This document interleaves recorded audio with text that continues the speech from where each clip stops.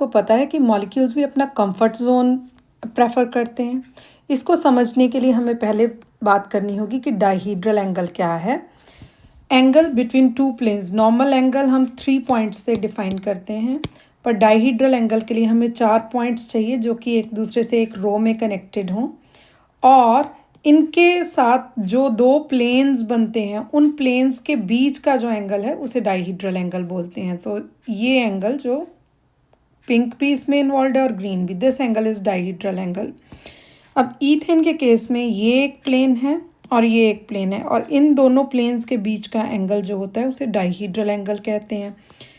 हमें पता है कि ईथेन की 2 कन्फर्मेशंस है, एक एक्लिप्स्ड कॉन्फर्मेशन और एक स्टैगर्ड कॉन्फर्मेशन। एक्लिप्स्ड कॉन्फर्मेशन में डाइहीड्रल एंगल 0 डिग्री होता है और स्टैगर्ड कॉन्फर्मेशन में डाइहीड्रल एंगल 60 डिग्रीज होता है। जितना डाइहीड्रल एंगल कम होता है उतना ही स्ट्रेन ज़्यादा होता है, पर्टिकुलरली टॉर्शनल स्ट्रेन ज़्यादा होता है। तो स्टैगर्ड कॉन्फर्मेशन में ये जो डाइहीड्रल एंगल है आप देख सकते हैं, ये ईथेन का मॉलिक्यूल है, इसमें 60 डिग्री एंगल है। अब टॉर्शनल स्ट्रेन क्या है जिसके कारण स्टैगर्ड कॉन्फर्मेशन प्रेफर रहती है? टॉर्शनल स्ट्रेन वही है जो आप छोटे होते खिलौने में अपने जब चाबी भरते थे तो स्प्रिंग जो था वो टाइट हो जाता था, और जब आप उसे रिलीज़ करते थे तो खिलौना आगे चलता था। इसी तरह से कुछ बॉन्ड्स में भी टेंशन आ जाती है जिसके कारण उनकी एनर्जी बढ़ जाती है और मॉलिक्यूल अनकंफर्टेबल फील करता है और वो चाहता है कि किसी तरह से वो एनर्जी को उसको रिलीज़ कर पाए, राइट।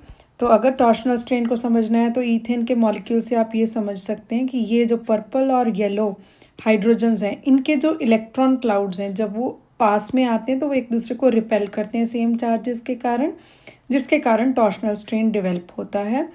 और इम्पॉर्टेंट फैक्टर जो सबसे है वो ये है कि टॉर्शनल स्ट्रेन उन्हीं ग्रुप्स में डेवलप होता है जो सिर्फ 3 बॉन्ड्स अपार्ट होते हैं, बियॉन्ड दैट टॉर्शनल स्ट्रेन नहीं होता।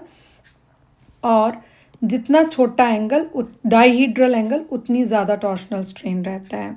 यहाँ पे ब्लू और ग्रीन और रेड में टॉर्शनल स्ट्रेन कह नहीं सकते हम कि वी कांट से कि ये इन दोनों में जो स्ट्रेन है दैट्स टॉर्शनल, क्योंकि ये 4 बॉन्ड्स अपार्ट हैं, कंडीशन है 3 बॉन्ड्स की।